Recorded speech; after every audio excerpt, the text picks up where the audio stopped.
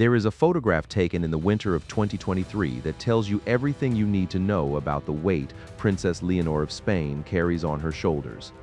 She is dressed in military uniform, standing at rigid attention, her jaw set, her eyes forward, a girl of 18 who has just sworn an oath to defend a constitution, a flag, and a crown that many of her own countrymen no longer believe in.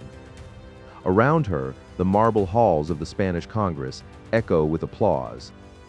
But beyond those walls, across the sun-scorched plazas and rain-soaked northern coasts of a nation fractured by scandal, separatism, and suspicion, millions of Spaniards are asking a question that no ceremony can fully answer. Is the monarchy even worth saving? And if it is, can she be the one to do it? This is not simply a story about a princess. It is a story about a kingdom on the edge. About a father whose sins nearly brought down an institution that has survived for centuries. About a mother who reinvented herself from commoner to queen and still could not fully escape the shadows. About a girl raised in the spotlight of expectation, schooled in the art of duty, and now standing at the threshold of history, armed with nothing but her own character and the hope that it will be enough. To understand what Leonor is up against, you have to understand what the Spanish monarchy has already survived, and what nearly destroyed it. Spain is not a country that came easily to its crown. For much of the 20th century, the very idea of a king was synonymous with dictatorship. When Francisco Franco ruled Spain with an iron fist for nearly 4 decades, he kept the monarchy alive as a political instrument, selecting a young prince named Juan Carlos as his chosen successor. The world expected Juan Carlos to be a rubber stamp, a decorative figurehead who would preserve the fascist order under a royal seal. What happened instead was one of the most remarkable political pivots in modern European history. When Franco died in November 1975 and Juan Carlos ascended to the throne, he did the unthinkable. Rather than consolidating authoritarian power, he dismantled it. Carefully, methodically, and at enormous personal risk, he guided Spain toward democracy. He negotiated with parties that had been banned for decades. He survived assassination attempts. He faced down a military coup in 1981 when armed soldiers stormed the Spanish parliament and held lawmakers hostage for hours. While other members of the government hid under their desks, Juan Carlos went on national television and stood firmly behind democracy. By morning, the coup had collapsed. The king had saved Spain. For a generation, Juan Carlos was adored. He was the monarchy made flesh, proof that the institution could anchor a nation through turbulence, could evolve without breaking, could be simultaneously ancient and modern. His marriage to the glamorous Greek princess Sophia produced 3 children, and when his eldest daughter Elena and then his son Felipe were born, followed finally by Cristina, the palace seemed like a storybook. The Spanish people believed in their king. They believed in their royal house. They believed the fairy tale was real. Then came the crash. Not in one dramatic moment, but in a slow, grinding avalanche of revelations that would take years to fully reckon with. It began with money. In 2012, as Spain was drowning in economic crisis, unemployment near 25%, families losing homes, young people fleeing the country, photographs emerged of King Juan Carlos on a private elephant hunting safari in Botswana. He had broken his hip on the trip. The optics were devastating. A king who had come to symbolize resilience and sacrifice was photographed laughing in the African bush while his people suffered. He apologized publicly, an unprecedented moment for a Spanish monarch. But the damage was done. And then came something far worse. His youngest daughter, Princess Cristina, was implicated in a massive financial fraud scandal involving her husband, Iñaki Urdangarin, who had allegedly funneled millions of euros in public funds through a nonprofit organization. Cristina herself was eventually put on trial, the first member of the Spanish royal family to face criminal charges since the restoration of the monarchy. She was ultimately acquitted, but the scandal had stripped the palace of its most precious asset, the public's trust. As investigations deepened, they began to circle closer to Juan Carlos himself. Allegations emerged that he had maintained secret bank accounts in Switzerland, that he had accepted commissions on Saudi contracts worth hundreds of millions, that for years a parallel financial life had existed, invisible, untaxed, incompatible with the image of the people's king. In August 2020, Juan Carlos left Spain. He did not announce a destination. He issued a statement saying he was leaving to spare his son, now King Felipe VI, unnecessary difficulties. He settled in Abu Dhabi. It was, in effect, a royal exile, not by decree, but by disgrace. Spain was shaken, not just by the scandals themselves, but by what they revealed about the distance between the monarchy's image and its reality. The institution that Juan Carlos had built on the foundation of democratic courage now seemed corroded from within. Republicanism surged in polls. Young Spaniards who had grown up vaguely indifferent to the monarchy now openly questioned whether it had any place in a modern nation. And at the center of the storm stood Felipe VI, a king who had inherited the crown at the worst possible moment and who now had to find a way to save it. Felipe had known this moment might come. He had watched his father's decline with a mixture of grief and grim resolve. When he became king in 2014, he almost immediately took steps to distance himself from the scandals, removing his sister Cristina and her husband from royal duties, publicly renouncing his father's inheritance, and ordering a sweeping review of the palace's finances. These were not symbolic gestures, they were acts of institutional surgery, painful and necessary. Felipe understood that if the monarchy was going to survive, it had to be rebuilt on different ground, on transparency, on accountability, on the unmistakable sense that the people in the palace were genuinely committed to serving the people outside it. But Felipe also understood something else. He was not the monarchy's long-term answer. He was the bridge, the person who had to hold things together long enough for the real transformation to take hold. And that transformation had a name, and a face, and a birthday. October 31st, 2005. The day Leonor Alejandra Maria de Todos los Santos de Borbón y Ortiz entered the world and, without knowing it, became Spain's most consequential hope.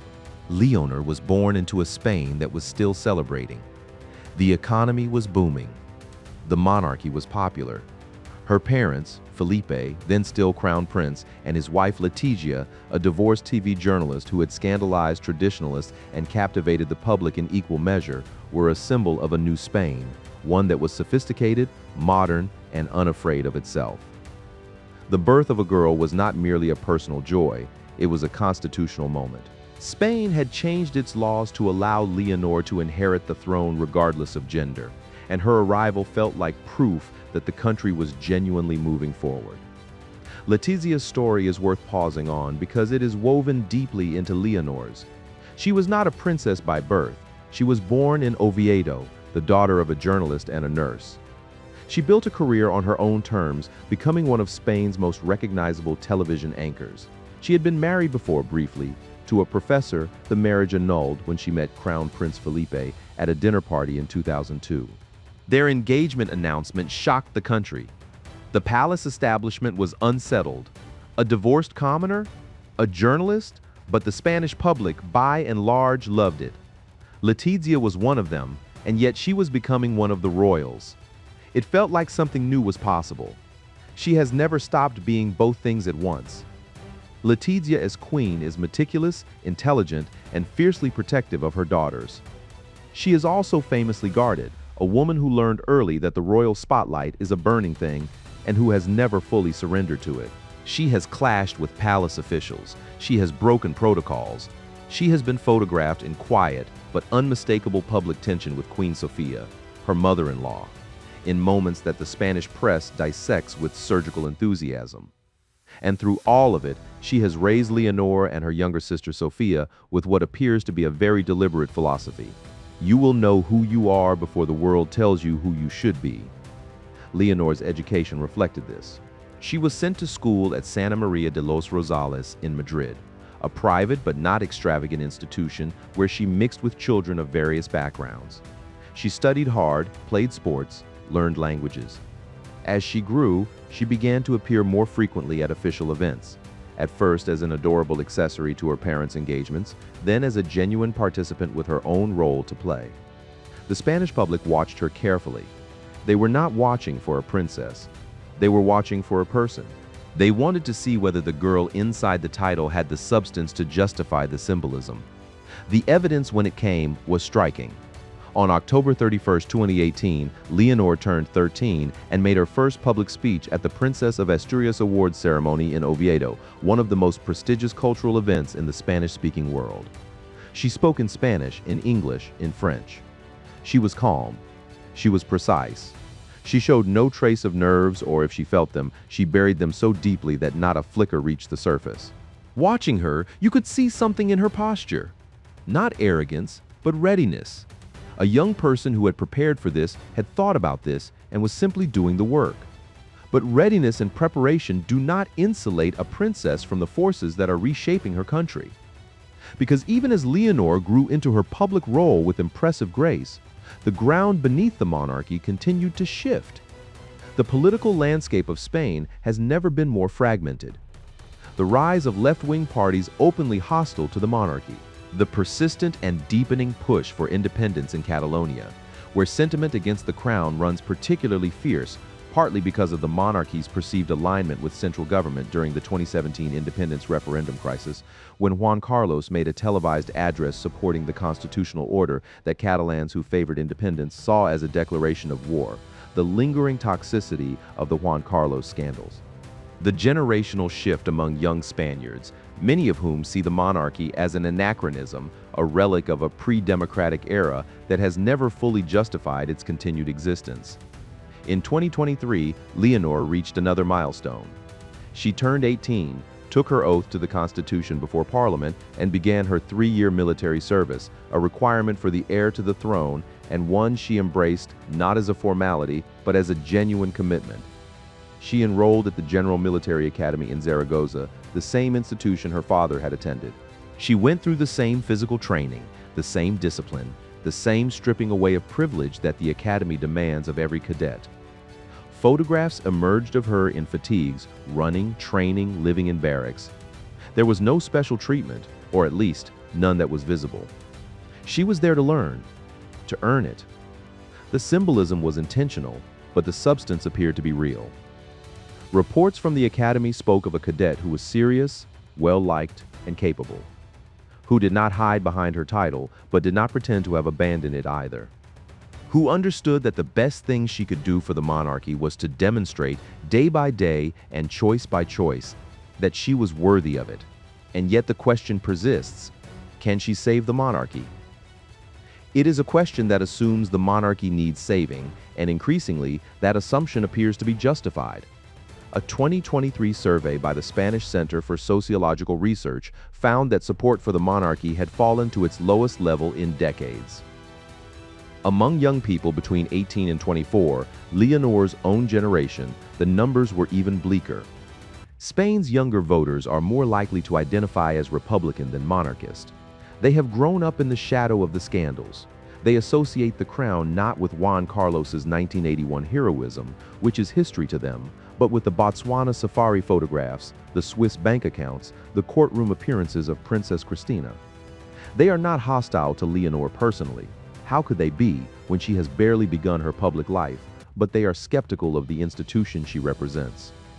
This is the paradox Leonor must navigate.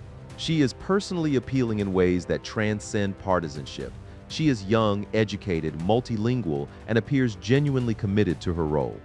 She carries the advantage of being a fresh start, the last page of a chapter that many Spaniards are desperate to see ended. But she cannot simply be a new cover on the same book. The institution she is inheriting has structural problems that no amount of personal charisma can fix. It requires reform. It requires radical transparency.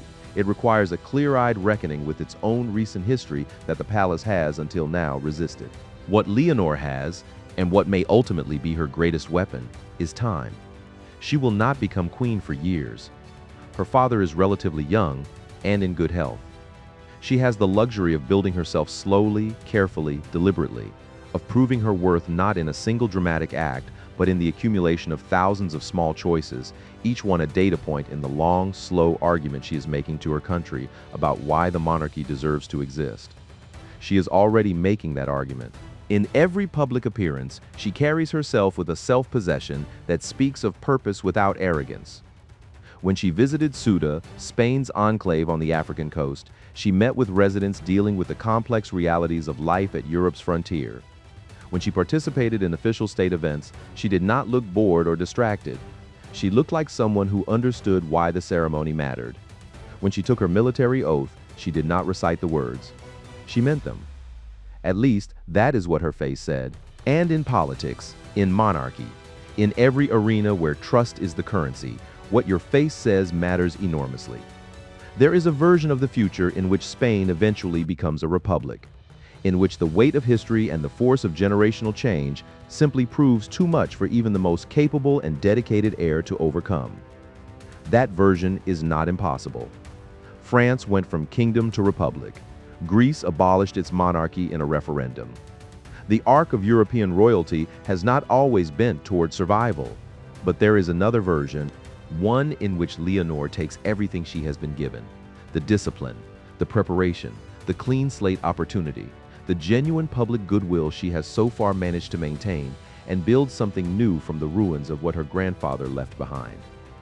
One in which the monarchy, stripped of its illusions and its scandals and its centuries of accumulated privilege, becomes something smaller and simpler and more honest. Not a fairy tale. A public service, not a symbol of power, but a symbol of continuity, of the deep connective tissue of a nation that has survived civil war and dictatorship and economic collapse and still, somehow, holds itself together. Leonor cannot control the politics, she cannot silence the separatists or convert the Republicans or retroactively undo what her grandfather did.